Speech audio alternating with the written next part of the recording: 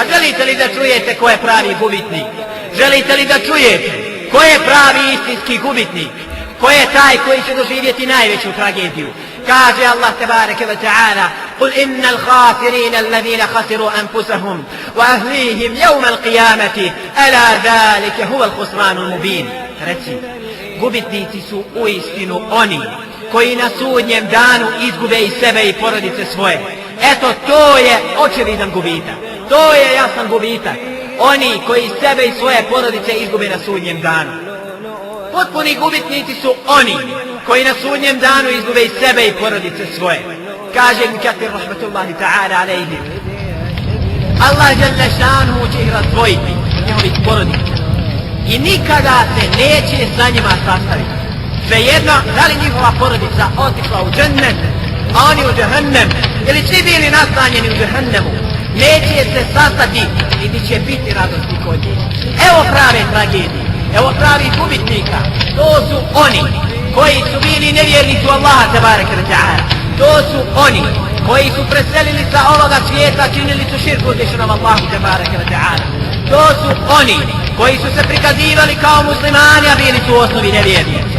To su oni koji su govorili la ilaha illallah, a u svojim srcima su krili mržnju prema Allahu i njegovom poslaniku sallallahu alejhi ve sellem i vjernicima.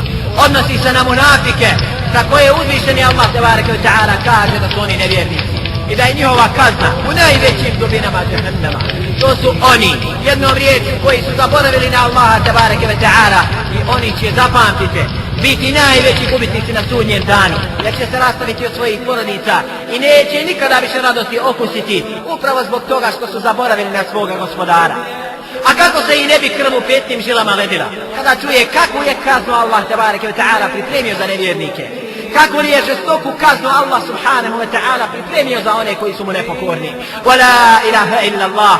Svaki razuman insan, svaki onaj koji želi dobro i sebi i svojoj porodici, neka ne zaboravi da je obavezan biti pokoran svome gospodaru, da je obavezan čuvati sebe i svoju porodicu i sve one za koje je on nadležan, da ih čuva od vatre čije će gorivo biti ljudi i kamenje, da im naređuje ono što je Allah naredio i da im zabranjuje ono što je Allah dželle šanuhu zabranio.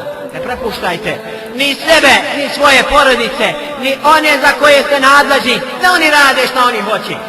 Kad je pustimo sina, on je malo narastao, on je sad punoljetan, mene više nije briga za njim. A jeste briga, jer ti je tvoj gospodar naredio da vodiš brigu o svojoj djeci. A jesi li ga odgojio, pa da je on dočekao svoju punoljetnost u pokornosti uzvišenom Allahu subhanahu wa ta'ala?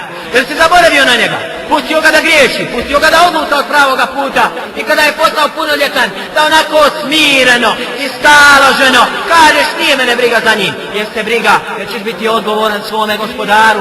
Jesi li mu pružio islamski odgoj? Jesi li mu naredio sa 7 godina da namaz obavlja? Jesi li ga sa 10 godina išibao zbog propuštanja namaza i tako dalje? Ne zaboravite da smo odgovorni i za sebe i za svoje porodice na sudnjem danu.